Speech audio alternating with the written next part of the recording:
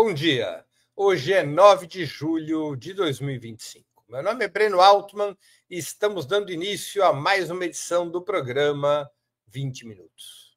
Cada vez mais mulheres têm conquistado protagonismo neste primeiro quarto de século nas mais diversas atividades. Para além de regras que garantem representação e cotas de gênero, a luta feminista tem produzido um ambiente cultural novo. Mas há resistências e divisões. A perda de monopólios de fala, ação e poder provoca a reação do machismo, que sente privilégios escoarem pelos dedos. O rumo dessas mudanças, porém, está longe de ser um consenso no feminismo. De liberais a socialistas, são múltiplas e contraditórias as opções construídas por mulheres feministas. Para falarmos sobre esse tema, nossa convidada é Caroline Sartá. Formada em Publicidade e Propaganda, trabalha como criadora de conteúdo e atualmente faz licenciatura em História. Fiquem conosco, já vamos começar.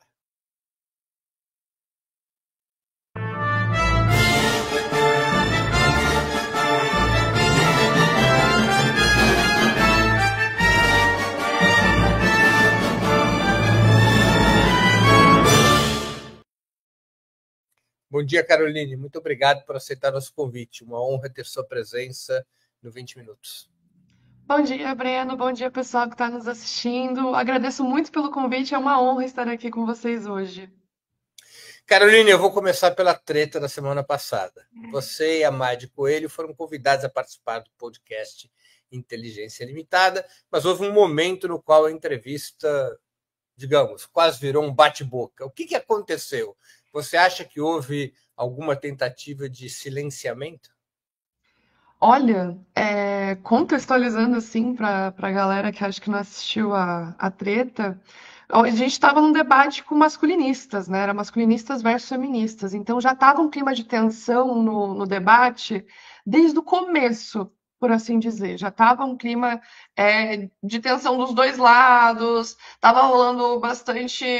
é, Xingamentos em certos momentos, né? Eu já tinha sido mandada calar a boca, já tinha acontecido algumas micro situações de violência ali que a gente pode perceber, de micromachismos que aconteceram ali dentro, até que chegou o momento do estopim do debate, que foi quando nós recebemos uma pergunta que veio da audiência, perguntando se eu não me engano, era algo como por que a esquerda passa pano para o Hamas e qual é a visão das feministas sobre isso?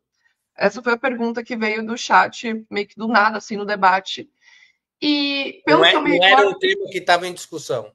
não era uma coisa que estava em discussão. Na verdade, a gente estava falando sobre mãe solo, alienação parental, violência contra homens. Foi uma coisa que foi, tipo, sabe quando surge uma coisa. Que até mesmo do outro lado, os nossos oponentes do debate, os masculinistas, eles comentaram que não fazia sentido debater aquilo naquele momento, sabe? Eles, é um tema que também não cabe ao debate. Como em outras situações, eles também falaram que era um tema que não cabia ao debate naquele momento, porque era algo muito sobre questões de gênero. Mas aí, pelo que eu entendi, a Mandy e eu, a gente podia trazer também isso para um recorte de gênero, sobre as violências que mulheres palestinas estão sofrendo, a falta de hospitais, de anestesias, mulheres grávidas que estão dando à luz sem dignidade nenhuma, dignidade menstrual, sem direito à alimentação. Moradia, a gente pensou que poderia trazer para esse lado. Só que a gente não teve oportunidade assim de falar. Eu acho que eu tive mais oportunidade de conseguir sintetizar o meu pensamento do que a Mandy, porque quando essa pergunta veio, a Mandy foi responder essa pergunta com uma forma mais densa, mais profunda, mais contextualizada. E eu imagino que a audiência estava esperando algo muito raso, Breno. Eu imagino que estava esperando algo muito superficial, assim, sabe? Uma resposta pronta. E a Mandy não, ela foi ali contextualizar um pouco qual era a visão dela sobre o tema, por que ela achava que a pergunta já tinha uma conotação errada, que já partia de uma premissa errada. Só que ela não teve oportunidade de fazer isso, A né? pergunta era se o Hamas era terrorista, né? Na verdade, não era nem. Eu acho que não era nem se o Hamas era terrorista. O Vilela transformou a pergunta nisso, sabe? Porque a mãe estava falando e contextualizando, e quando ela foi falar sobre o Hamas, ele falou: é terrorista, né? Diz que é terrorista, né? Então, tipo, meio que induzindo ela a outra questão que não estava muito ali na pergunta. Era mais, tipo, por que a esquerda passa pano pro Hamas? E o Vilela meio que acabou puxando um pouco para a visão dele sobre o tema e, ao invés de mediar, ele acabou debatendo junto com a Mandy. Então, acabou virando um debate entre Mandy e Vilela, e eu acabei tendo que ficar dando uma mediada ali para ver o que cada um falava, se tinha tempo para o Vilela, se tinha tempo para a Mandy, porque ela não conseguia terminar as frases, sabe? Depois eu fui reassistir e ela não conseguia finalizar as palavras. Então, foi uma coisa que incomodou muito ali na hora, que eu até tive que intervir e falar, poxa, gente, não é assim, né? O host não, supostamente não deveria estar debatendo com a debatedora num tema que ela está tentando esclarecer seu ponto, né? Então, eu acho que é uma situação muito complicada que nós vimos ali, porque perceba, né? Para quem está nos assistindo, já era um debate sobre um tema que envolve questões de gênero, que era um debate sobre feminismo e masculinismo, como mulheres são violentadas dentro da sociedade, como nós somos silenciadas, como nós somos vitimizadas pelos piores tipos de violência que existem. E durante o debate acontece uma situação dessa, sabe? Então eu acho que por isso que para muitas pessoas não pegou muito bem o que aconteceu. É, e até mesmo o Vilela posteriormente se desculpou conosco, ele falou que não era a intenção dele gerar aquele conflito ali na hora, que na verdade foi um mal entendimento. É, mas foi uma situação complicada, sabe? Porque realmente já estava num clima muito tenso por conta do debate de gênero em si, do que nós estávamos ouvindo dos masculinistas e do que a gente estava tendo que se proteger também de certas violências ali do que a gente estava ouvindo.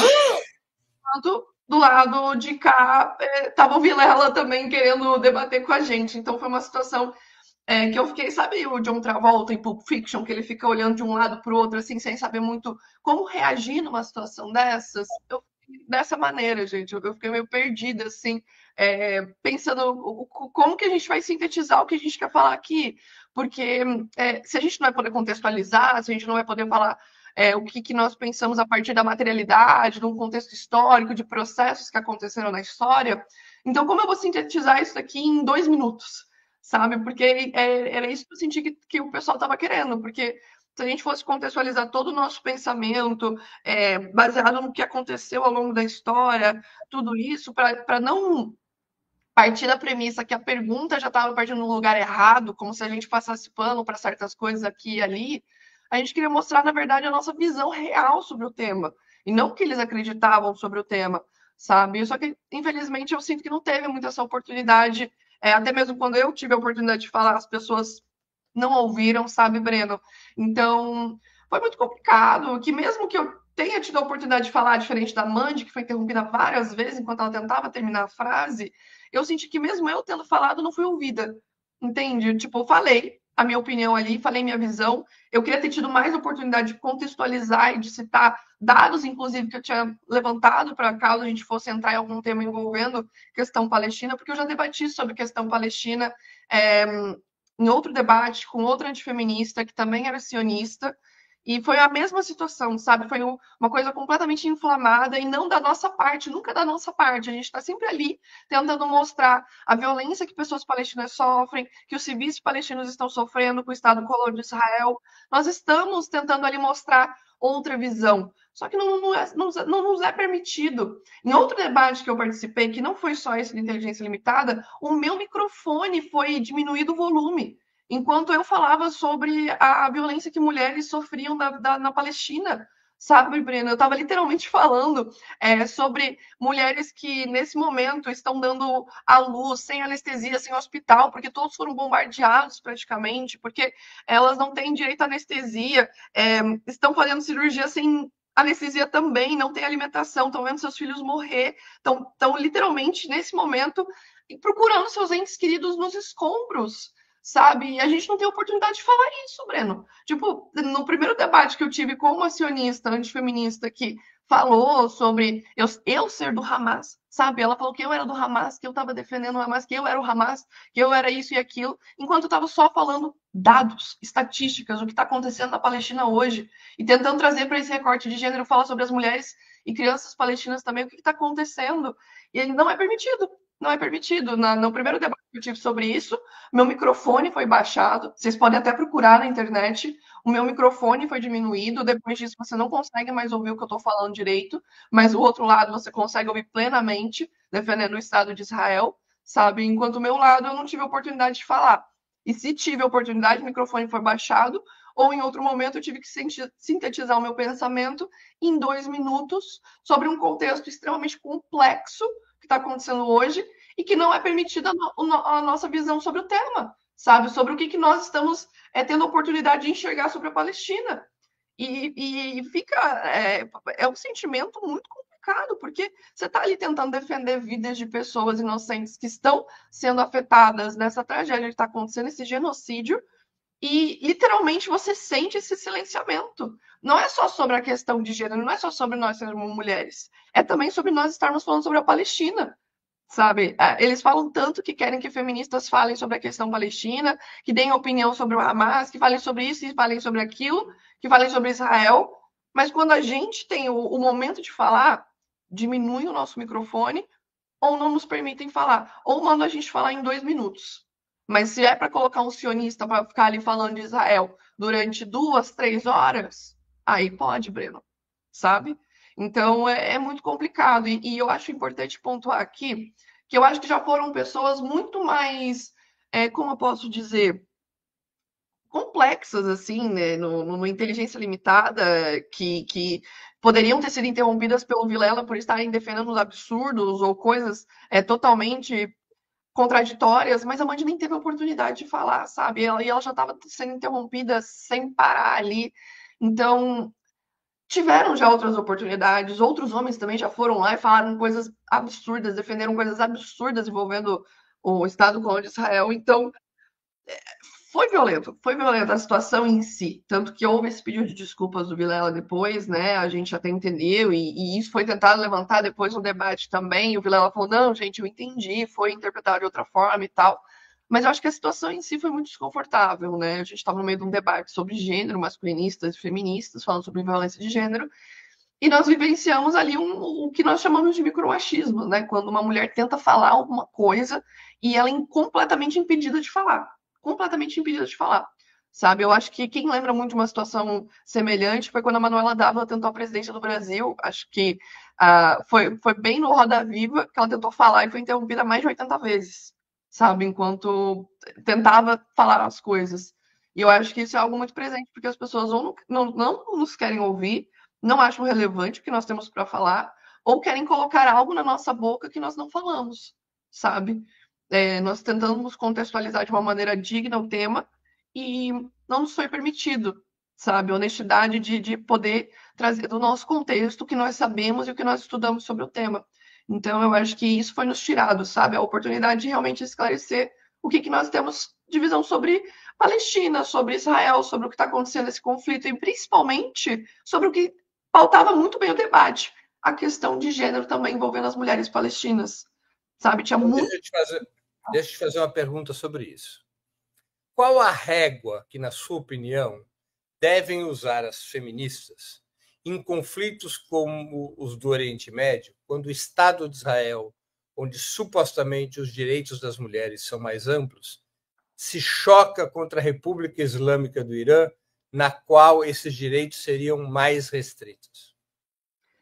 Então, eu acho que existe como a gente entender a questão de gênero, sabe? Que envolve fundamentalismos religiosos, inclusive foi algo que eu pautei, acho que ali no debate, quando perguntaram sobre a questão do Hamas, se a gente defendia o Hamas, eu falei, olha, eu acho que existe uma grande diferença aqui do que a gente está falando, porque você entender o conflito que está acontecendo agora é diferente de você defender a ideologia envolvendo fundamentalismo acerca dos direitos das mulheres, sabe? E eu acho importante pontuar que em todos os países do mundo, nossos direitos estão sendo retrocedidos nesse momento, sabe? Até mesmo nos Estados Unidos, que falam que é o país mais livre do mundo, estão voltando atrás com os direitos de mulheres e outras minorias. No Brasil, nesse momento, o Congresso vota diversos temas envolvendo aborto, direitos políticos das mulheres de cota parlamentar.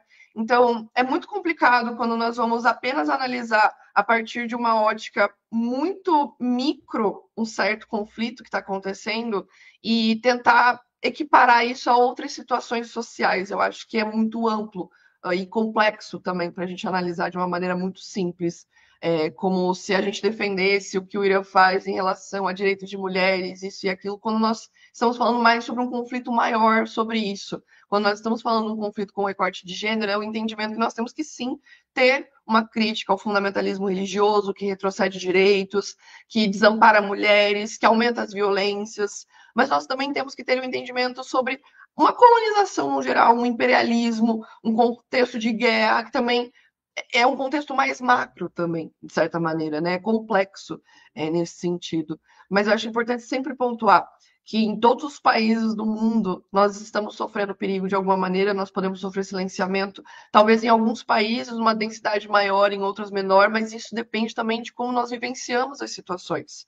Mulheres no Brasil hoje têm medo de viver o dia a dia, de pegar um ônibus, de trabalhar. Hoje mesmo eu acordei com uma notícia tristíssima de uma mulher que tinha sido violentada após cair energia de luz, a energia dela na casa, e ela foi violentada pelo moço que foi ajustar a energia elétrica dela, pelo eletricista.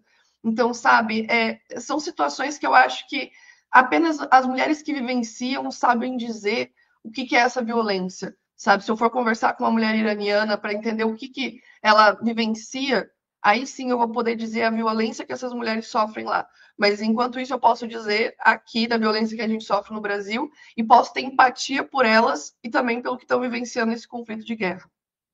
Mas para analisar uma situação como essa do conflito entre Israel e Irã, ou entre Israel e o povo palestino, as questões de gênero deveriam estar, na sua opinião, submetidas a questões geopolíticas mais amplas? Elas seriam Existe uma questões. interseção. Elas seriam Existe uma questões interseção. secundárias. Seriam o quê? Desculpa. Perdão? Seria uma interseção mesmo, porque nós estamos falando aqui num contexto de guerra, que é um contexto macro, geopolítico, e quando nós estamos falando também das questões de gênero, elas estão numa certa interseção, porque nas guerras, se nós formos analisar os dados, guerras, conflitos, revoltas, as mulheres geralmente estão no ponto mais fraco, no elo mais fraco ali que sofre as maiores violências, as maiores brutalidades da guerra. Então, a guerra não é benéfica de nenhuma maneira para as mulheres, não acho. Inclusive, foi algo que eu falei no debate, que é muito perigoso ver mulheres, às vezes, defendendo guerras e coisas nesse sentido, porque nós somos as que mais sofremos dentro da guerra. Os estupros de guerra, eles colonizam as vilas e colonizam corpos de mulheres também. Então, é esse entendimento de que guerras envolvem uma interseção de gênero fortíssima. Existe um contexto macro, mas também existe uma interseção de gênero que nós precisamos olhar por outra perspectiva também, sabe? Agora, você acha que, por exemplo, no caso do genocídio do povo palestino, há claramente uma questão de gênero envolvida? Sim, envolve sim. A violência que está acontecendo com mulheres palestinas, do que elas estão vivenciando na guerra, é literalmente o que acontece em todas as guerras que as mulheres estão dentro, imersas na situação, sabe, Breno? É uma situação realmente de os seus maridos estão sendo mortos na guerra, que não é uma guerra, né? No caso de Israel, é um genocídio mesmo. Eles estão mirando primeiramente nos homens. A grande maioria dos que morreram até agora foram do gênero masculino e as que estão se deslocando em massa com seus filhos, buscando nos escombros, são mulheres. Isso são dados mesmo, sabe? Eles estão focando em matar os homens e por uma ótica também de papel social, de que homens protegem, homens garantem a segurança da sua família, então miram nos homens nessa guerra, nesse genocídio. Eu não gosto de chamar o que está acontecendo na Palestina de guerra, porque não é uma guerra, é um genocídio. E enquanto as mulheres estão tentando suprir a alimentação, enquanto os homens tentam buscar alimento, e eles são mortos por drones nesse tempo, e as mulheres estão tentando produzir o alimento enquanto carregam seus filhos, e as próprias crianças carregam seus irmãos. É uma violência de gênero brutal, você percebe essa diferença, sem contar, Breno, como eu vi recentemente no I Am Palestine, que é um perfil maravilhoso para seguir, você acompanhar e ter uma outra perspectiva do que está acontecendo, que os próprios soldados de Israel estavam postando fotos segurando brinquedos de criança, postando foto no Tinder com fundo, com lingeries de mulheres, assim. Se isso não é um recorte de gênero dentro da guerra, do conflito que está acontecendo, esse genocídio, eu não sei o que é, sabe? Porque eu não vejo eles fazendo isso de outras maneiras. É literalmente pegando calcinhas de mulheres e colocando atrás e postando no Tinder com a bandeira de Israel, sabe? Então, Realmente é muito chocante se você for olhar numa perspectiva de gênero, como é que são as guerras, os conflitos e os genocídios, como a violência ela é brutal, existem os estupros de guerra, algo que também é falado muito no Caliban e a Bruxa da Silvia Federici, sobre como existe a colonização dos territórios, né? O Estado colônia de Israel está colonizando a Palestina, enquanto se colonizam os corpos também das mulheres, se colonizam de forma brutal, ou pela violência física, pela violência sexual, pela morte dos seus maridos, pela morte dos seus filhos. O que essas mulheres estão vivenciando, eu acho que a gente não consegue imaginar. Honestamente, a gente não consegue imaginar. Eu acho que não dá para colocar em palavras a violência de gênero que elas estão vivenciando nesse momento. Eu vou te refazer a pergunta que provocou a polêmica no Inteligência Limitada. No dia 7 de outubro, na ação do Hamas em Israel, mulheres foram capturadas. O Hamas é uma organização terrorista? Olha, pelo que eu já estudei, na verdade, foi considerado um partido de extrema direita, né, que teve um conflito com o Fatah ao longo da história e que teve financiamento de Israel e Estados Unidos para ser o que é hoje. Então, eu acho que se Hamas é o que é hoje, é por conta de todo o financiamento que teve ao longo da história de Israel e dos Estados Unidos de querer que fosse o que é, de ser extremista. Eu vejo muito mais como extremista. Muito bem. Deixa aqui mudar um pouquinho de assunto para a gente poder avançar aqui na nossa conversa. Você tem um canal chamado Mulheres na História. Por que você resolveu criá-lo? Por conta da desinformação que tinha nas redes sociais sobre as histórias envolvendo mulheres. Porque diziam que mulheres não faziam revoluções, mulheres não estavam nas guerras, mulheres não faziam história, mulheres não descobriam coisas, não inventavam coisas, mulheres não eram revolucionárias. E eu pensei, por que não mostrar todas as mulheres que são tudo isso? Por que não contar as histórias dessas mulheres?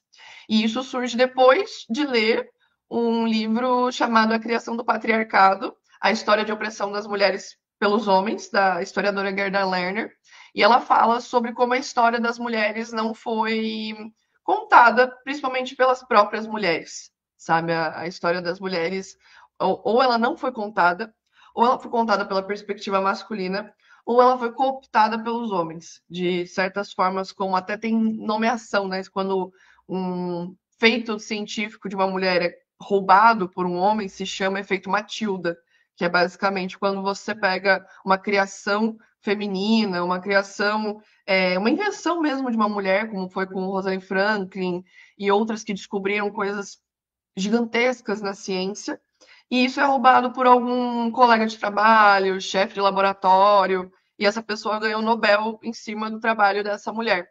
Então, tem até nome, né? Efeito Matilda, quando isso acontece.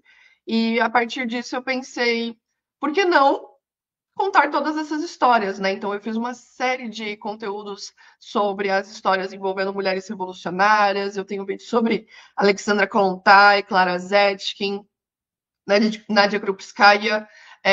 Tenho uma série também de conteúdos falando sobre direito ao voto, sobre as sufragistas brasileiras, principalmente, né, contando quem foram, as que também não foram muito contadas, que foram as sufragistas negras do Brasil.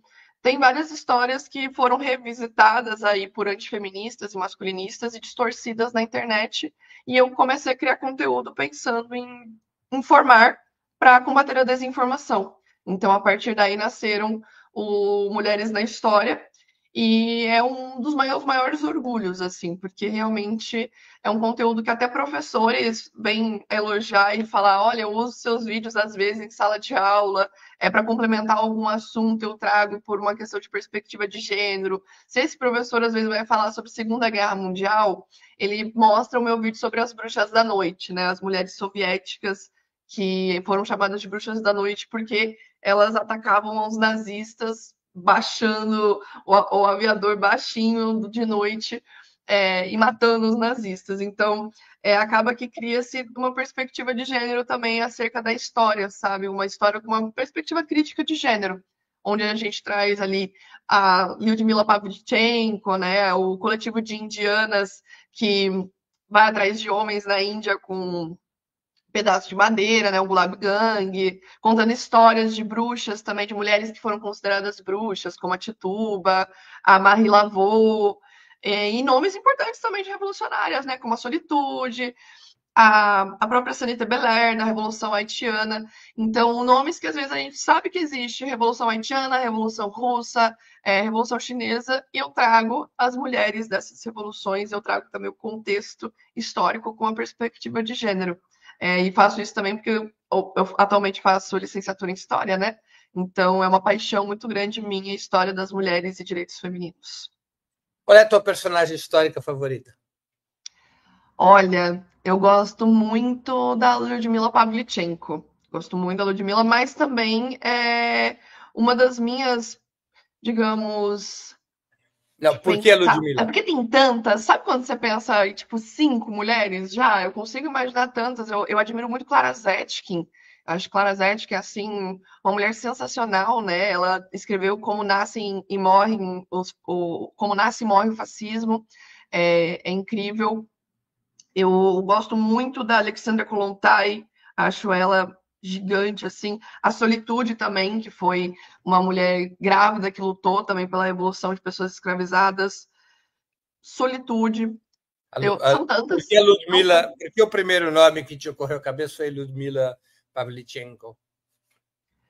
Olha, a Lyudmila, acredito que é por conta da minha questão de ser feminista marxista e achar louvável alguém como a Lyudmila ter quebrado algumas barreiras e ter sido uma das maiores snipers da história, digamos assim, ela literalmente tem uma frase que me pega muito e eu acho uma grande referência para quem é uma feminista marxista, que é perguntam para ela, né, a putz, agora me fugiu o nome da presidente dos Estados Unidos, a A mulher, primeira dama, a primeira dama. isso. A primeira dama pergunta Eleanor, para ela Eleanor, Eleanor quantos Roosevelt. homens ela matou. A primeira dama pergunta para ela nos Estados Unidos quantos homens ela matou. E a Lyudmila fala, não eram homens, eram fascistas. E daí ela cita a quantidade, foram mais de 300.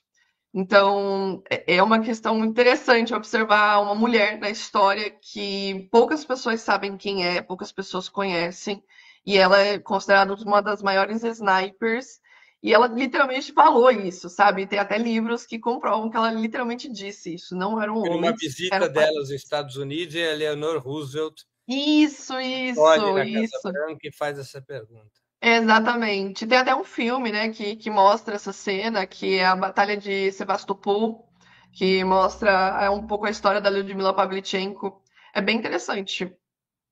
É isso mesmo, a galera falando aqui, não são homens, são fascistas. E eu acho essa frase muito, muito potente, sabe? Ter vindo principalmente de uma mulher, sabe? Eu não matei homens, eu matei fascistas. E mostrar que existe sim mulheres na guerra, e não só como sniper, mas também como espiãs, produzindo, trabalhando, fazendo tudo, né? É exatamente essa situação aí, que foi quando ela falou que não tinha matado homens, tinha matado fascistas. Se eu não me engano, foram mais de 300, né? 306, 309, foram muitos. E qual a sua personagem feminina brasileira preferida? Brasileira. Nossa. Laudelina Campos. Laudelina Campos. Nossa, sindicalista que lutou pelo direito das trabalhadoras domésticas. É a maior que temos. Esses tempos eu até fui no Memorial da Resistência aqui em São Paulo e teve uma exposição do trabalho, né, da organização que ela fez das trabalhadoras domésticas, de transformar o trabalho doméstico em trabalho, de ser visto como trabalho, da regulamentação do trabalho doméstico. A Laudelina, de todas as mulheres assim brasileiras, eu acho que ainda colocaria nessa lista, acho que a Carolina de Jesus, né, que é autora do Quarto de Despejo, Diário de uma Favelada. Mas, se for pensar, seriam essas duas, sabe? Tanto a Laudelina Campos, pelo seu trabalho pelas trabalhadoras domésticas, a sua luta de organização dessas trabalhadoras pelos seus direitos, quanto a Carolina de Jesus, pela obra que ela deixou mesmo, pela literatura periférica que, meu, mudou totalmente a visão das pessoas sobre a própria realidade das pessoas que vivem na favela, sabe? As duas têm quem lê qualquer coisa sobre as duas, conhece a história das duas, eu recomendo aí, galera, leiam Quarto do Despejo, Diário de uma Favelada, da Carolina de Jesus, e conheçam o trabalho da Laudelina. Eu tenho um vídeo no meu canal sobre as duas, tanto sobre a Carolina quanto sobre a Laudelina.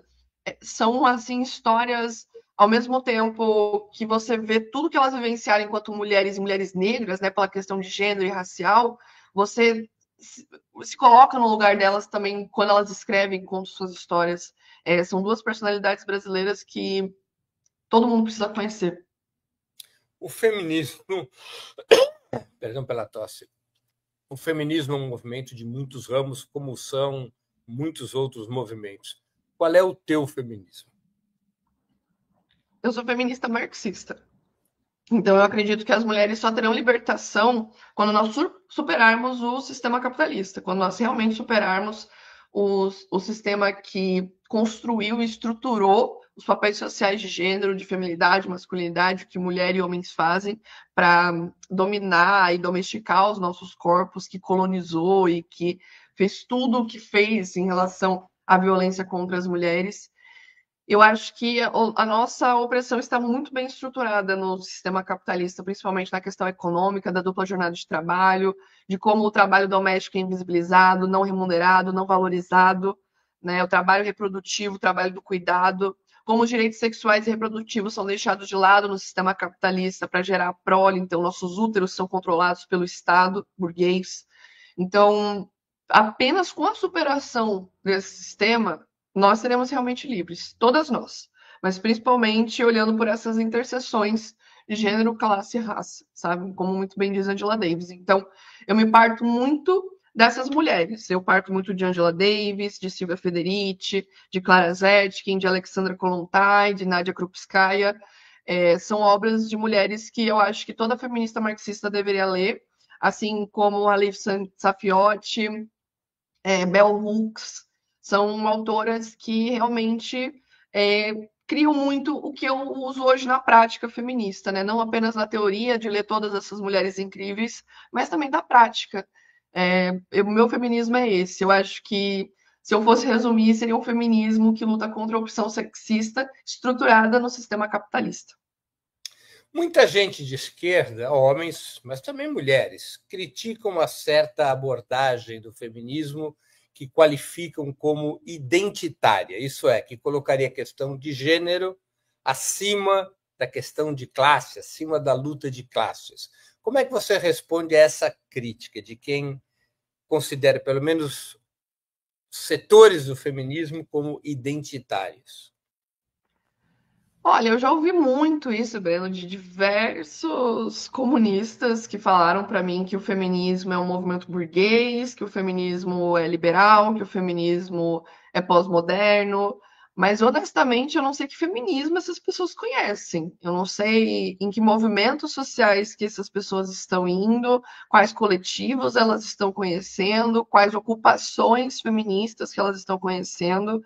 Porque se essas pessoas tivessem contato com uma ocupação no coletivo Olga Benário, por exemplo, elas não teriam coragem de falar uma coisa dessas, sabe? Elas não teriam coragem, vendo a realidade que mulheres vivenciam. Eu pergunto, quem fala isso está indo nesses lugares, está participando dessas organizações, está indo em manifestações feministas para ver como é construído e o que nós estamos pautando nessas manifestações? Porque, honestamente, eu acredito que a questão de gênero, assim como diversas outras teóricas feministas, como a própria Angela Davis, fala que a questão de gênero é uma interseção dentro dessa interseccionalidade de opressões de classe, raça e gênero. Não é simplesmente observar pela questão de classe. Se fosse por isso, nós não teríamos tantos comunistas machistas, tantos comentários misóginos de pessoas de esquerda nos meus vídeos. Sabe? Se fosse simplesmente uma questão de classe, de nós sermos de esquerda, nós não teríamos abusadores dentro da esquerda, nós não teríamos assediadores dentro da esquerda. Então é necessário falar da questão de gênero também, quando nós somos pessoas de esquerda, quando nós somos comunistas, marxistas. Na verdade, nós precisamos falar sobre a questão de gênero, porque é estruturalmente patriarcal o sistema que nós vivemos. O capitalismo é estruturalmente patriarcal. Não foi feito para as mulheres, foi feito para os homens. Então, até mesmo os homens comunistas, os homens de esquerda, no geral, devem se questionar sobre seu próprio machismo, sobre sua própria misoginia, sobre a estruturação do sistema nele mesmo, que ele foi induzido a vida inteira a também ser contrário a movimentos feministas. Eu já vi diversos movimentos de homens de esquerda que têm a mesma retórica e discurso masculinista de homens que eu debato, que se dizem red pills, sabe, Breno? Então, assim, nós precisamos entender que precisamos ter interseção de movimentos, de entender que não é só sobre a esquerda, existe interseção de classe, raça e gênero, e que não é identitário você lutar pela opressão que uma mulher lésbica sofre, que uma mulher negra sofre, que uma mulher trans sofre. Isso não é identitarismo, é você entender as perspectivas de interseção de cada vivência, sabe? Eu não tenho a menor noção de como que é você vivenciar as questões de uma mulher trans, sabe? De você ser impedida de usar um banheiro, sabe? De você não poder entrar num banheiro, de você não poder fazer suas necessidades básicas, de não poder te chamar nem pelo seu nome na escola e você ter que sair da escola porque não é respeitado nem seu nome social. Então, assim, quando falam que é identitário, eu vejo muito como um lado egoísta. Sempre quando chamo de identitário, eu vejo muito como um lado egoísta. Isso é algo mais pessoal meu. Eu acho muito egoísta quem chama de identitário quando a gente fala sobre as violências que mulheres lésbicas sofrem, como os estupros corretivos, que só mulheres lésbicas e homens gays também entendem sobre isso, pessoas LGBT entendem o que é quererem corrigir a sua sexualidade. Então você vai ouvir um homem hétero ou uma mulher hétero falando: ah, isso daí é identitarismo, porque não sabe o que é isso.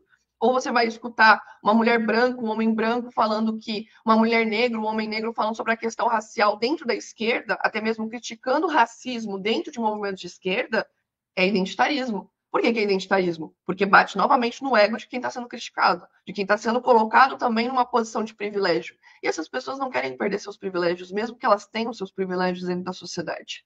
Porque é aí que nós entendemos as interseções. Se nós temos interseções de opressões, nós também temos interseções aí de privilégios. E nós precisamos pautar isso dentro da esquerda também. Porque as pessoas chamam de identitário aquilo que bate diretamente no ego delas. Principalmente eu escuto que é identitário nos meus vídeos quando eu falo de feminismo, vindo de homens brancos de esquerda. Falando, é porque você pautar que essa mulher era uma mulher negra, imigrante e tal, não quer dizer nada sobre a violência que ela sofreu. Não quer dizer nada? Uma mulher gestante venezuelana negra foi parido 2 bebês dentro da BRF, e isso não quer dizer que é uma questão de raça, classe, gênero e nacionalidade, ainda por cima, sabe? É impossível nós não olharmos com esse prisma de todas essas interseções e apenas olharmos como algumas pessoas querem dizer como mas é só porque é um ser humano, todo ser humano é tratado assim. Não, se fosse tratado como ser humano, não teria sido tratado pior do que o animal que é tratado dentro do frigorífico, sabe? Então, assim, entender que essas pessoas que falam que é identitário isso, que é identitário aquilo, também precisam olhar para si sobre as próprias opressões que talvez essa pessoa está introjetando em outras. Então é isso. Desculpa a minha ignorância, mas o que seria masculinismo? Masculinismo, de acordo com Bruna Camilo, que é uma pós-doutoranda em sociologia, ela tem uma pesquisa muito boa que fala que o masculinismo é um movimento reacionário que surge nos Estados Unidos ali nos anos 70 e 80, e ele é uma reação a toda a luta de direitos de mulheres e outras minorias. Então, acaba sendo... Mas existe mesmo como movimento organizado? Sim, é um movimento organizado. É um movimento organizado. Infelizmente, é considerado um movimento social.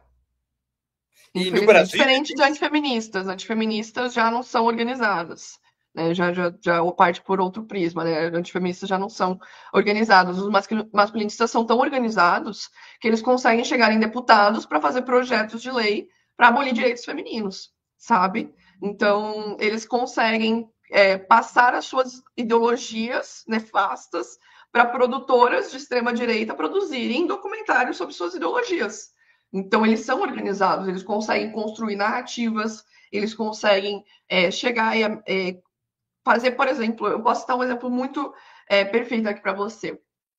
Eu vi surgir na bolha masculinista, porque eu sempre monitorei essas bolhas, eu vi surgir na bolha masculinista o que se chama de machosfera, né, que é tipo subcomunidades e fóruns e servidores que eles têm para falar entre eles em perfis anônimos, as teorias da conspiração sobre a Maria da Penha.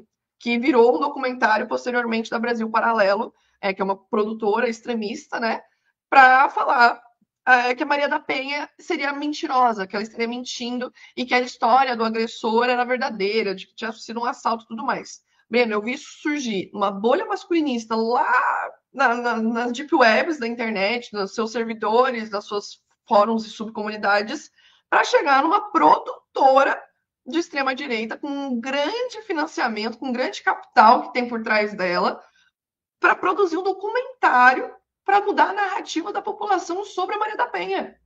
Isso sim que eu chamo de organizado. Isso sim que eu chamo de guerra cultural, sabia? Porque realmente eles entenderam que você tem que mexer na consciência das pessoas e fazer o pensamento das pessoas mudarem sobre feminismo, sobre direitos humanos e tudo mais, para aí você ocupar a mente dessas pessoas com projetos políticos sobre esses temas, para abolir Lei Maria da Penha, para abolir leis envolvendo mulheres, porque eles chamam as leis feministas, né, leis voltadas para as mulheres, com uma perspectiva de gênero, de leis misândricas, lei de ódio aos homens.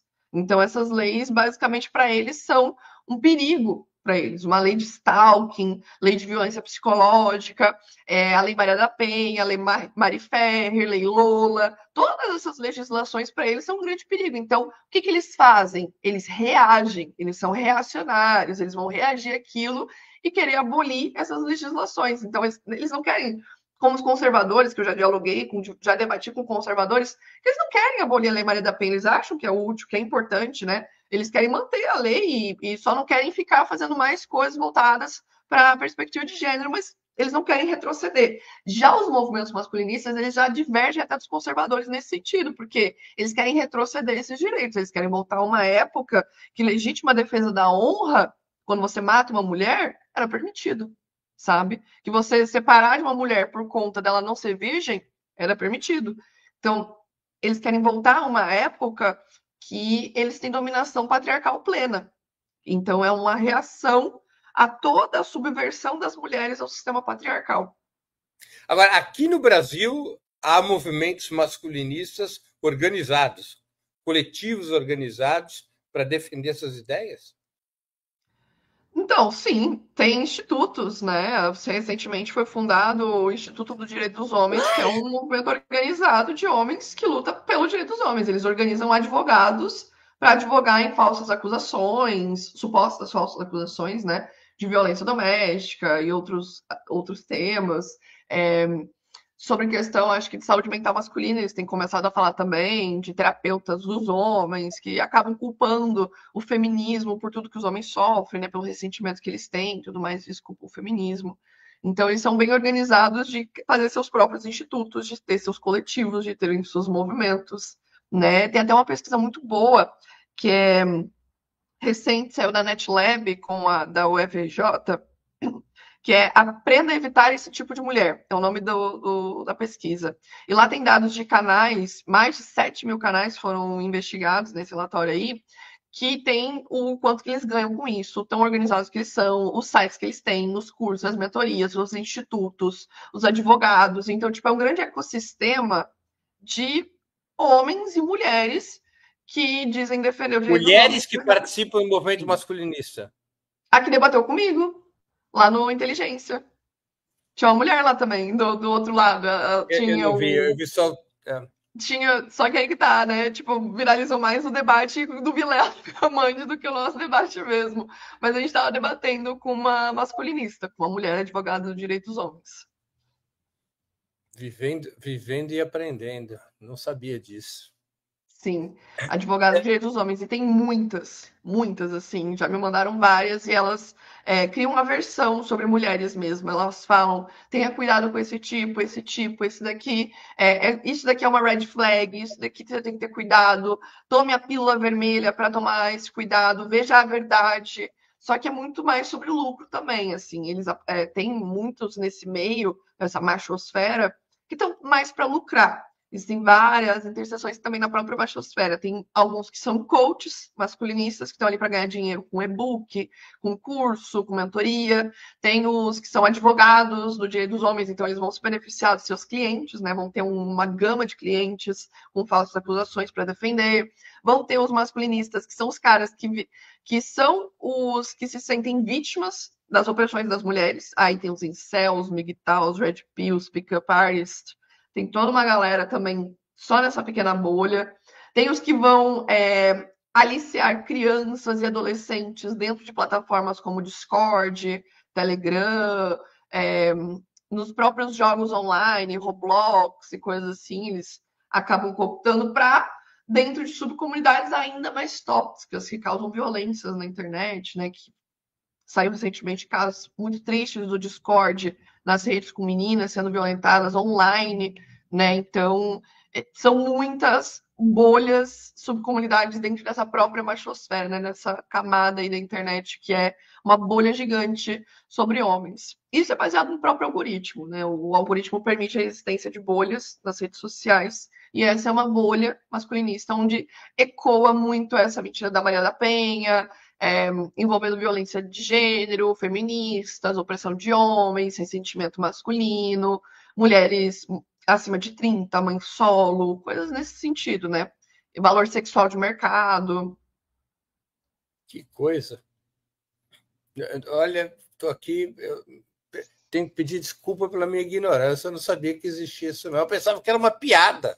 Eu já tinha ouvido essa Não, expressão. podia ser, né? Eu Podia ser achava que uma era uma piada. piada, sabe? Aquela coisa, tem o feminismo, então eu vou criar o masculinismo. Eu pensava que era uma piada, não tinha ideia Não, que pior que. E fosse. eles não se veem, eles não se denominam assim, sabe? Muitos deles têm vergonha, Breno, de falar, eu sou masculinista. Tanto que nesse debate tem uma cena que acabou viralizando também, até dentro dessa bolha dos masculinistas, onde eu bato no peito e falo: olha, eu tenho orgulho de dizer que eu sou feminista, porque o movimento que eu faço parte defende mulheres, nós realmente defendemos vítimas de violência, nós realmente acolhemos mulheres e meninas, enquanto vocês que sentam aqui na nossa frente, né, porque já tinha sido a terceira vez que eu debatia com masculinistas, que sentava na nossa frente e fala: eu não sou masculinista. Mas aí, Breno, a pessoa aceita para um debate onde a thumb é masculinista versus feminista, o título é masculinista versus feminista, o tema do debate é masculinista versus feminista, e a pessoa que senta na nossa frente fala que não é masculinista. E daí aí viralizou, né? Porque eu falei, poxa, nós então temos orgulho do movimento que fazemos parte. E isso viralizou dentro da bolha deles, né? Dos canais, onde eles falaram que eles perderam o debate por conta disso, porque realmente os caras que sentam na nossa frente, em todos os debates que eu fui, falam que eles não são. Eu não sou isso, eu não sou aquilo, eu não defendo isso, mas na internet você entra no perfil deles, eles defendem. Você entra para ver se eles falam de mãe Carol, solo, falam. Carol, como é que você reage à crítica de que o feminismo é um movimento de mulheres privilegiadas? Eu rebato essa crítica falando: vem para uma manifestação nossa, vem conhecer os nossos coletivos, vem conhecer as ocupações do Olga Benário, sabe? Vai conhecer a Casa Laudelina, a Casa Almerinda, né? A Casa Inês Etine, porque daí você vai ver que não é sobre privilégio.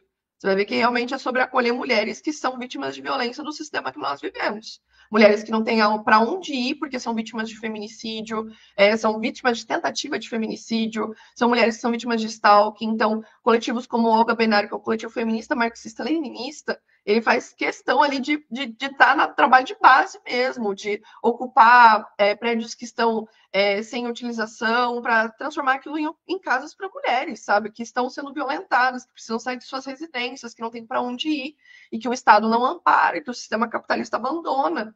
Mães que não têm para onde ir depois que engravidou e o mercado vai lá e demite, mesmo tendo um monte de legislação que não pode, a galera vai lá e demite.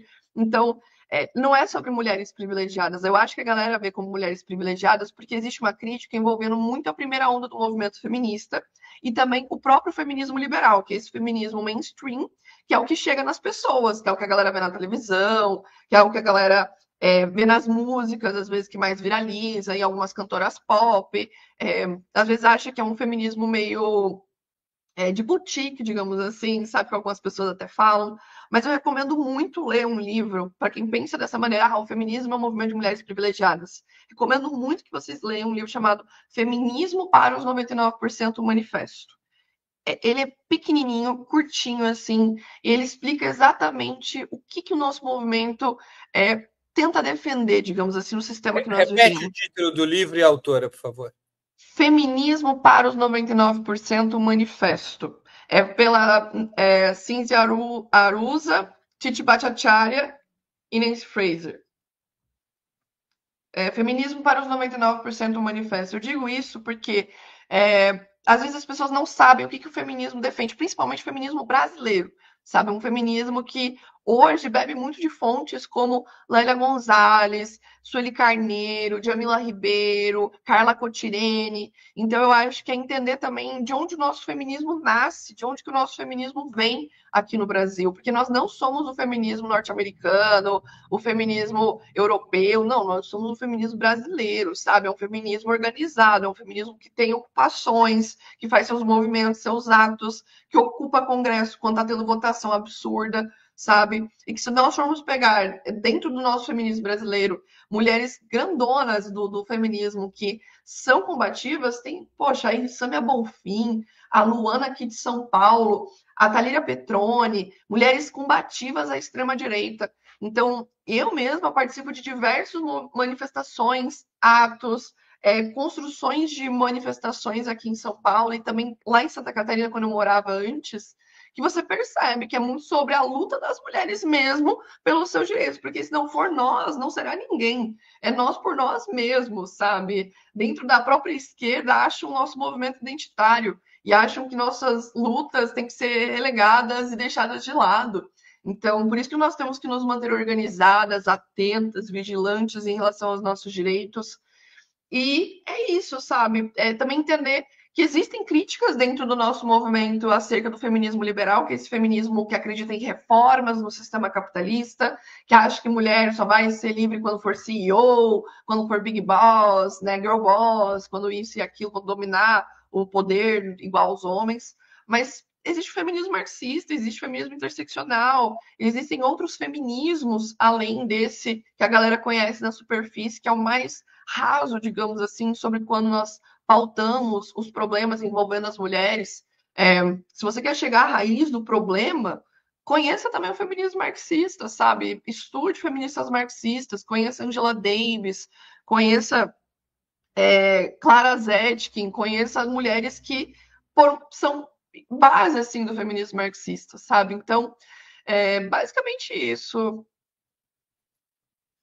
Antes de continuarmos as perguntas, eu queria fazer nosso tradicional e necessário pedido de apoio financeiro. Para que nós possamos continuar produzindo informação gratuita e independente, precisamos de vocês. A ajuda pode ser feita de 4 formas. A primeira, fazendo uma assinatura solidária em nosso site, no endereço operamundi.com.br/apoio. Vou repetir o endereço para quem quiser fazer uma assinatura solidária do nosso site, operamundi.com.br/apoio. A segunda forma de contribuição é tornando-se membro de nosso canal no YouTube. Basta clicar em Seja Membro e escolher um valor no cardápio de opções. A terceira forma de colaboração é através do Superchat ou do Super Sticker durante nossos programas ao vivo, como o de hoje, ou da opção Valeu, valeu demais em nossos programas gravados. E a quarta forma de contribuição é enviando um Pix através da chave apoie@operamundi.com.br. Vou repetir nossa chave no Pix, apoie@operamundi.com.br. A solidariedade ativa e generosa de todas e todos é decisiva para a sustentação e o avanço do nosso trabalho. Como vocês sabem, a Operamundi há mais de 20 meses está sob pressão do lobby sionista pela cobertura do genocídio do povo palestino praticado pelo Estado de Israel. Isso atacou muito as nossas receitas e, mais do que nunca, a gente precisa da ajuda de vocês para continuar existindo e para desenvolver o nosso trabalho jornalístico, cujo conteúdo continuará a ser sempre livre e gratuito. Eu também queria recomendar que vocês acompanhassem o site Operamundi com notícias e análises relevantes do cenário internacional e da política externa brasileira, além de colunistas do mais alto gabarito. Compartilhar nossas matérias é uma forma de colaboração com o nosso trabalho e de ampliar a sua própria informação sobre o mundo. Mais um último anúncio. Já estão abertas as inscrições para a próxima edição do Café com História, nesse 4º episódio da temporada 2025, dedicado às grandes biografias de esquerda. Vamos mergulhar na trajetória de Alessandra Kollontai, revolucionária russa, feminista e diplomata, que desafiou as estruturas do seu tempo e deixou um legado fundamental para o socialismo e para os direitos das mulheres. Eu não sou nenhuma Caroline Sardá, mas vou estudar no programa dela a biografia da Alessandra Kollontai para não fazer feio. O programa presencial acontece no sábado, dia 26 de julho, às 9h30 da manhã, na livraria Taperá, em São Paulo. Quem estiver em outras cidades poderá participar enviando perguntas e assistindo a gravação do programa. Lembrando, Café com História é exclusivo para membros apoiadores de Ópera Mundi, para assinantes solidários e para membros pagantes de nosso canal no YouTube. Se você ainda não faz parte da nossa comunidade, essa é a hora de apoiar o jornalismo independente e garantir o seu lugar. Para quem já apoia a Ópera Mundi, basta acessar o formulário que está na comunidade do YouTube e fazer a sua inscrição. Vamos aqui voltar, então, às perguntas para Caroline Sardá. Na sua opinião, o que diferencia o feminismo contemporâneo do feminismo das décadas anteriores?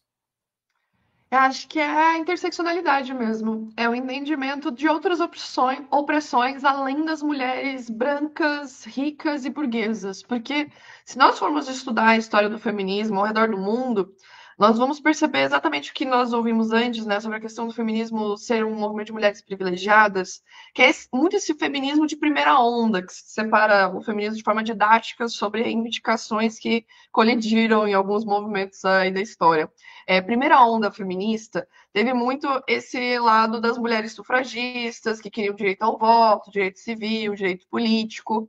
E muitas dessas mulheres que se organizaram em suas federações, movimentos e fundaram partidos, aqui no Brasil, por exemplo, né? Federação Brasileira do Progresso Feminino, pelo Progresso Feminino e o Partido Republicano Feminino, que foram dois movimentos fortes do sufrágio no Brasil, são dois movimentos que são mais de mulheres privilegiadas, que têm uma boa condição de classe, né? Berta Lutz vem do exterior para o Brasil com diversas ideias feministas, com diversos pensamentos progressistas para aquela época e até totalmente diferentes do que o pessoal pensava aqui no Brasil. E outras feministas dessa mesma época eram mais de uma certa elite, tinham condições de fazer um lobby político também pelo sufrágio, de dialogar com deputados, governadores e tudo mais. E era um movimento muito de mulheres brancas logo no começo do feminismo, por isso que também é visto como um movimento de mulheres privilegiadas até hoje, porque se tem essa visão desde a primeira onda. Depois, já na segunda onda, você começa a ver que vai entrar dentro do movimento mulheres com outras orientações sexuais também. Entram mulheres lésbicas, começa a ter um aumento das pautas envolvendo direitos sexuais, direitos reprodutivos, métodos contraceptivos, planejamento familiar. E mais para a terceira onda, que nós vamos ver realmente uma interseccionalidade do movimento, né? Que é essa interseção de opressões. Quando você para de entender que o movimento tem que partir da ótica e da premissa da mulher branca, heterossexual de elite, como se fosse uma visão universal, hegemônica do feminismo, fosse essa. E agora eu vejo um movimento muito mais interseccional, um movimento que tem muita diversidade, muitas vivências sendo trazidas para dentro do movimento. Hoje, quando nós vamos, por exemplo, numa Marcha das Margaridas, que acontece em Brasília de 4 em 4 anos, você vai encontrar marisqueiras, petisqueiras, mulheres dos rios, das matas, mulheres do meio rural, mulheres do meio urbano. Você vai ver todos os tipos de mulheres possíveis. Você vai numa marcha do 8 de março, que acontece todo ano, mesma coisa, uma diversidade de mulheres, e também por uma questão nacional, né, de termos uma diversidade também de mulheridades no nosso país, você vai ver isso nas manifestações. Por isso que, sempre quando pergunto se o movimento é privilegiado ou um movimento hegemônico de mulheres brancas, eu sempre convido a vir para as nossas manifestações, a colar nos atos, a conhecer os coletivos, a ir nas ocupações, principalmente ajudar as ocupações de Olga Benário, do coletivo Ana Montenegro, porque aí sim você vai ver que não é um movimento de mulheres brancas, privilegiadas, como era lá na época das sufragistas, que lutavam por direitos políticos e tinham seus contatos e eram de elite. Hoje não é bem assim. Hoje realmente é um movimento que nós temos uma grande diversidade de vivências, de teorias, né? e realmente interseções de opressões. Não é mais visto como esse movimento apenas que olha pela ótica da mulher branca e rica, como foi criticado até em obras da Alexandra Kollontai sobre o feminismo burguês, da Clara Zetkin, que criticou o feminismo burguês. Então, tem essas críticas a esse feminismo burguês, que é esse feminismo liberal, é esse feminismo branco. Então, tem que sempre ter esse olhar crítico. E agora nós temos um feminismo muito mais diverso, muito mais interseccional e com muitos coletivos, né? Caroline, como o feminismo dialoga com as mulheres evangélicas, cuja concepção religiosa eventualmente se conflita com pautas feministas como o direito ou a descriminalização do aborto? Achei ótima essa pergunta, porque muitas pessoas acham que você não tem como ser feminista e ser cristã, e você ter religião e ser feminista, ou até mesmo marxista, né? As pessoas acham que não é possível você ter uma ideologia política e você ter uma religião também. Mas hoje o movimento feminista abraça muito mulheres que tem inclusive católicas pelo direito de decidir, tem mulheres evangélicas que, como Odia Barros, que ela é autora do livro Esperança Feminista, junto com a Ivone Guevara, que é uma freira católica. Então, existe dentro do nosso movimento um lado totalmente voltado para esse feminismo cristão, esse feminismo mais religioso, que analisa a Bíblia, as questões patriarcais, as violências que ocorrem dentro do meio cristão com mulheres, né, de lideranças religiosas estarem violentando mulheres, das próprias permissividades que acontecem dentro dos ambientes religiosos acerca das violências de gênero. Então, dentro do movimento feminista, eu vejo um papel muito importante dentro dessas feministas evangélicas, dessas feministas católicas e de outras religiões, porque elas conseguem analisar a partir da própria perspectiva e das análises das teologias e das teorias feministas as opressões das mulheres a partir dessa vivência, desse prisma, e como que nós podemos trabalhar em cima dessas violências. Hoje tem um nome muito importante no Brasil, que é a Odia Barros, que ela é importantíssima dentro do Como movimento chama? feminista. Repete, por favor. Odia Barros, eu vou colocar aqui no chat, que é O um pouquinho primeiro difícil de nome. pronunciar. E tem a Ivone Guevara.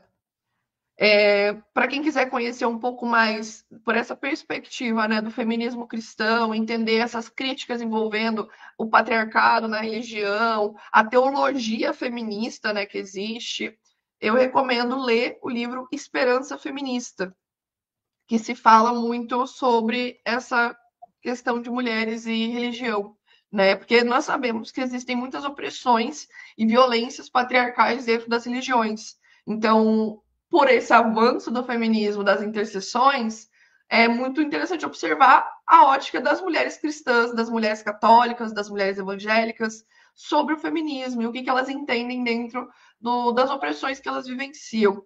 Então, recomendo muito conhecer o trabalho dessas duas autoras, Odia Barros e Ivone Guevara, ler esse livro aí, Esperança Feminista, e até citar, né, que dentro dos nossos movimentos, manifestações, aqui em São Paulo principalmente, eu sempre encontro as católicas pelo direito de decidir, que são as católicas pela legalização do aborto.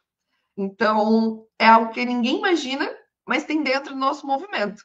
Católicas pelo direito de abortar, porque elas entendem uma outra interpretação da Bíblia, elas têm outras análises da teologia, e é muito interessante acompanhar o trabalho delas também, tem nas redes sociais.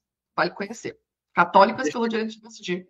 Vou fazer aqui. Nós entrevistamos no Opera Mundi três mulheres que trataram de aspectos do que a Caroline está abordando, que vale a pena para quem quiser revisitar essas entrevistas. Uma entrevista com a própria Ivone Guevara, né, que nós fizemos, uma entrevista, está aqui, Novo Papa, Conservador ou Progressista, Ivone Guevara, ela foi entrevistada por nós, a entrevista da Arlene Clemecha sobre mulheres no Islã, que é outra entrevista bem interessante, e uma outra entrevista sobre as mulheres soviéticas com a Lenina Pomeranz, uma terceira entrevista que a gente fez, que eu acho que vale a pena ser revisitada. Mulheres soviéticas com a Lenina Pomeranz.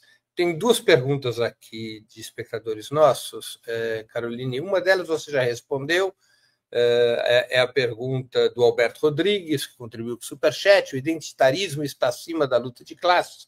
Essa você já respondeu. Uma outra pergunta do Só um Adendo, também contribuiu com o Superchat. Ele pergunta: Carol, explique como a lei pseudocientífica da alienação parental é usada para atacar mulheres através dos filhos.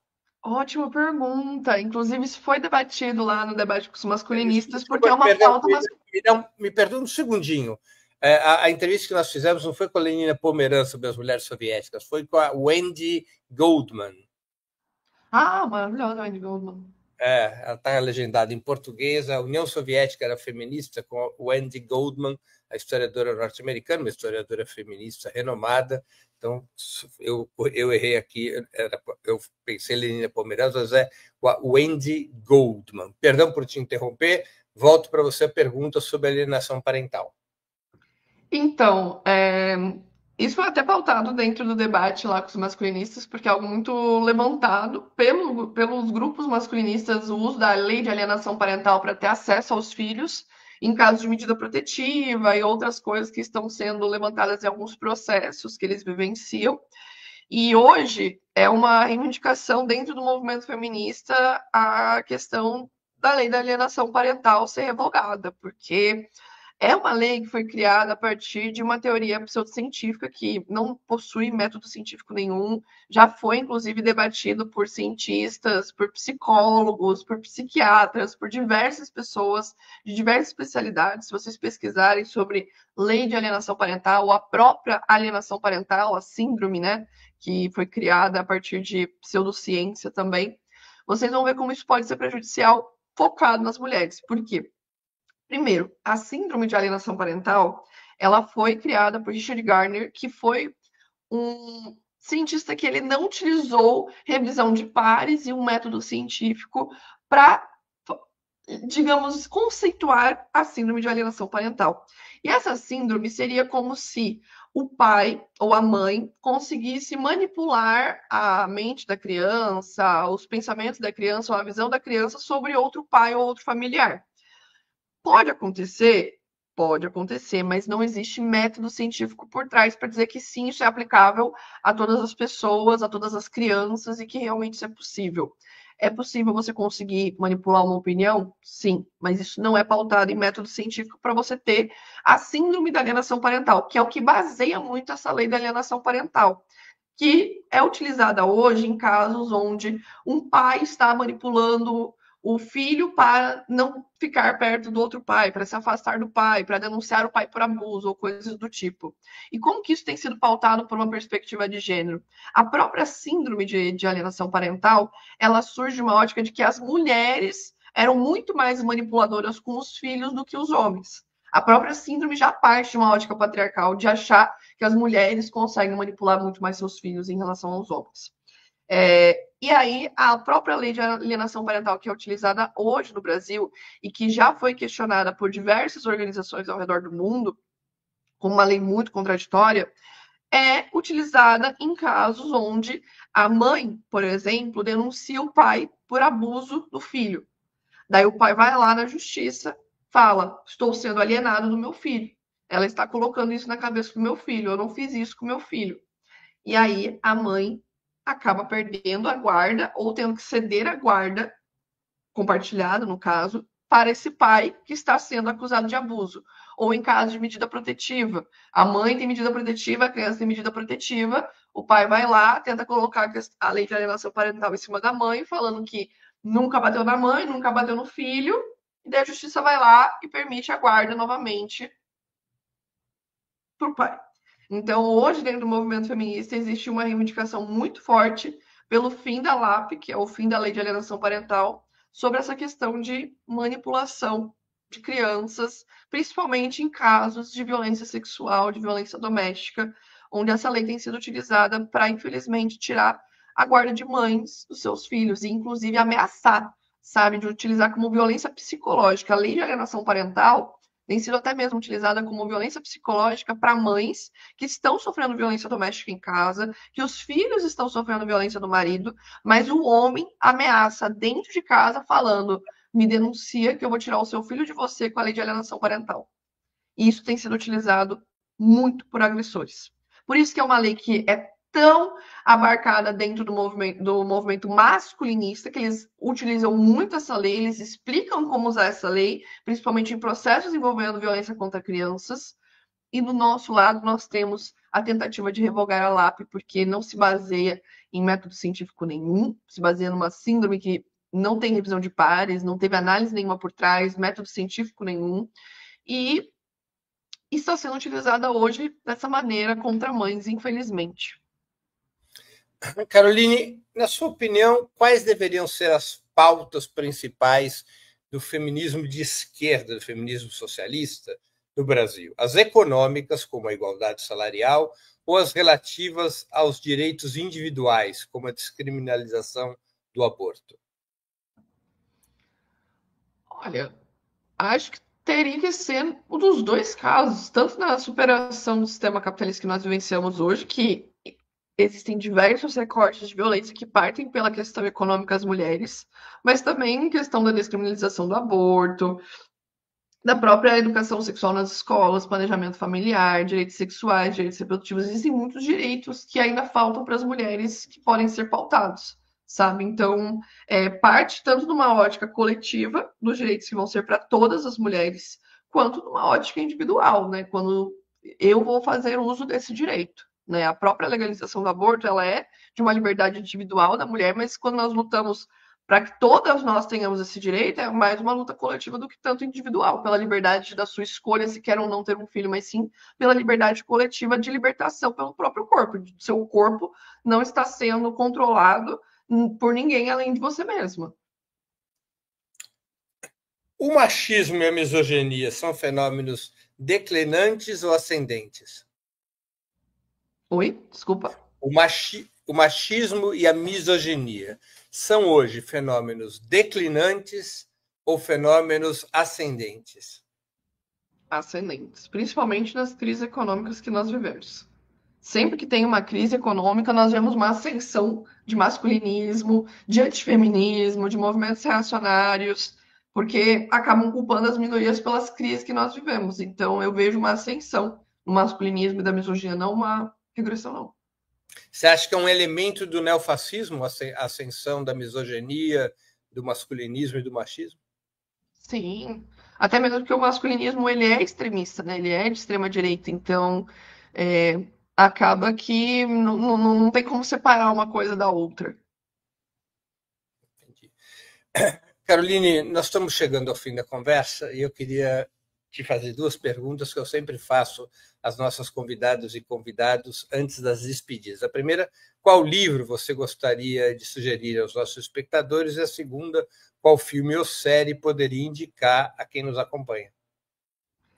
Livro, eu vou deixar de indicação O Feminismo é para Todo Mundo, Políticas Arrebatadoras, que eu acho que concentra tudo que eu falei aqui hoje para vocês, as pautas que nós defendemos, o que é o movimento feminista, qual que é a nossa luta e quais críticas que nós temos ao feminismo burguês, feminismo liberal. Acredito que essa autora é extremamente didática, inclusiva e uma linguagem simples e acessível para quem quer começar agora a estudar qualquer coisa relacionada ao feminismo. É um livro introdutório, mas muito completo para entender políticas mesmo envolvendo o nosso movimento e o que nós lutamos e também o que nós criticamos e tentamos contrapor. Filme e série? Olha, eu gosto muito de citar a série Handmaid's Tale, que é uma série que envolve um livro do Conto da Aia, que é da Margaret Atwood, e que inclusive tem muita relação com o que nós vivenciamos lá no debate, porque sempre que nós ríamos, eles ficavam surtados, e a Margaret Atwood fala no livro dela, e que acaba sendo citado também no Handmaid's Tale, que um dos maiores medos dos homens é que nós rimos deles, enquanto o maior medo das mulheres é que eles nos matem. E a Margaret Atwood fala isso tanto no livro quanto no Handmaid's Tale, e mostra muito a situação que nós vivenciamos lá com os masculinistas, porque se nós rimos de uma coisa ou outra, eles surtavam, enquanto nosso medo ali era completamente outro. Enfim, Handmaid's Tale é uma ótima indicação também para quem gosta de distopias, mas é um pouco mais pesado, assim, se você tiver estômago, vai gostar bastante. Algum filme? Entre Mulheres. Entre Mulheres é um filme muito bom também, que ele aborda um caso real que aconteceu na Bolívia, se eu não me engano, onde mulheres se juntaram para denunciar abusos que aconteciam por conta de uma questão religiosa. Elas fazem parte de uma comunidade ultraconservadora, onde mulheres não têm acesso à leitura, a ensinamento, elas apenas cuidam da casa, dos filhos, e elas não têm entendimento sobre algumas coisas além do que elas aprendem da religião e elas acabam descobrindo que elas sofrem abusos à noite de algumas pessoas ali e que eles chamam de demônios, né? Eles acabam culpando religião, colocando coisas na cabeça delas e elas se organizam para fazer alguma coisa, digamos assim. Eu não vou falar o final do filme, mas elas se organizam a partir das suas dores, das suas vivências e violências e traz uma crítica ao fundamentalismo religioso e ao ultraconservadorismo. Caroline, eu queria agradecer muito pelo teu tempo e por essa conversa tão essencial para entender temas complexos como são os temas do feminismo. Muito obrigado por aceitar o nosso convite. Eu que agradeço, foi uma honra, Breno. Sempre que vocês quiserem, estou aqui à disposição. Obrigado, Caroline. Eu também agradeço a todas e todos que assistiram esse programa, em especial aquelas e aqueles que puderam fazer contribuições financeiras ao nosso site e ao canal de Ópera Mundi no YouTube. Sem vocês, nosso trabalho não seria possível e não faria sentido. Um grande abraço a todas e a todos.